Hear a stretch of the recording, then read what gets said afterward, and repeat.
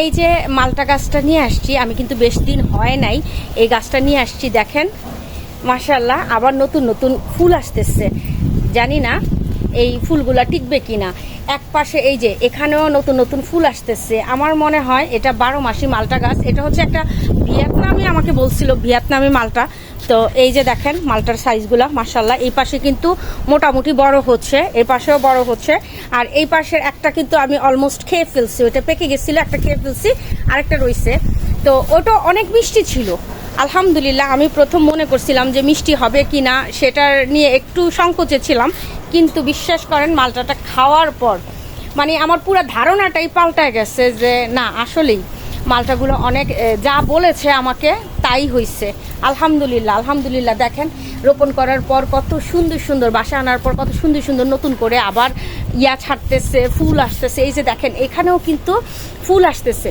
এই যে দেখা যাচ্ছে কিনা, বোঝা যাচ্ছে কিনা আমি জানি না, ছোট ছোট ফুল আসতেছে। একদিক দিয়ে বড় হচ্ছে, আরেক দিক দিয়ে মিডিয়াম সাইজ। তো এটা আমি ধরে নিতে পারি এটা হচ্ছে একটা 12 মাসি মালটার চারা। আলহামদুলিল্লাহ ইনশাল্লাহ আশা করি নেক্সট টাইম আমি এটার থেকে কিছু চারা উঠাবো, উঠায় আমার শুভাকাঙ্ক্ষীদেরকে আমি দিব।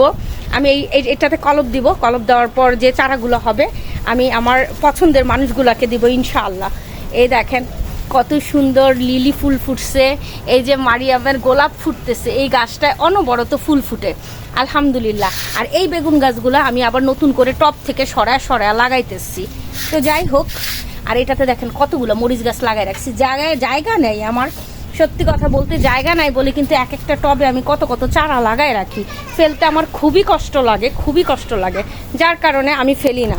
যাই হোক, একভাবে না একভাবে হয়ে যাবে, সময় পেয়ে যাব তখন আবার আলাদা করে দিব। আর এই যে দেখেন কিছুদিন আগে আমি পেয়ারা গাছের একটা ভিডিও আপনাদের সাথে শেয়ার করছিলাম যে এটার ডালগুলা সব কেটে দিছি। আলহামদুলিল্লাহ আলহামদুলিল্লাহ, দেখেন কি পরিমাণ নতুন নতুন ডাল ছাড়ছে। সত্যি যত্নের কাছে কোনো কিছু নাই, যত্নের কাছে আপনি সব কিছু পাবেন। আপনি যত যত্ন করবেন ততই কিন্তু রত্ন পাবেন। তো আলহামদুলিল্লাহ আলহামদুলিল্লাহ, প্রত্যেকটা যত দিক দিয়ে কাটছি এক একটার ভিতরে 3টা 4টা করে ডাল দেখেন মাশাল্লাহ। আর পাতাগুলার নমুনাও দেখেন, গাঢ় সবুজ, হালকা সবুজ। মোট কথা হচ্ছে আবার তো দেখি ফুলও আসতেছে আলহামদুলিল্লাহ আলহামদুলিল্লাহ। এই যে আর তো লেবু গাছের কথা আর কি বলবো, প্রত্যেকটা সময় এটাতে আমি নতুন নতুন চমক দেখি।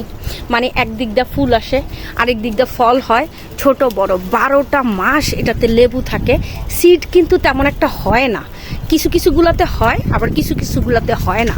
এই যে দেখেন কত সুন্দর সুন্দর লেবু ধরে আছে আলহামদুলিল্লাহ। আমার কিন্তু ফ্যামিলির সম্পূর্ণ চাহিদায় একটা লেবু গাছ দিয়েই পূর্ণ হয়ে যায়।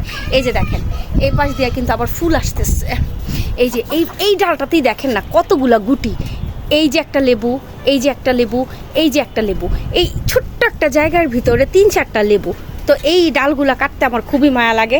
এই যে দেখেন কি পরিমাণ লেবু আসছে আলহামদুলিল্লাহ আলহামদুলিল্লাহ।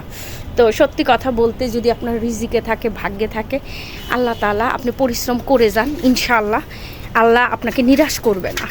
আর এই যে আমার আরেকটা, এটাও একটা থাই পেয়ারা, খুবই সুন্দর। এই ছোট্ট পেয়ারা গাছটার থেকে কিন্তু আমি 4-5টা পেয়ারা হারভেস্ট করছি, তারপর ডালগুলা কেটে দিছি। এখন দেখেন কত সুন্দর, একদম ঝাপালো, অনেক সুন্দর একটা সাইজ হয়েছে।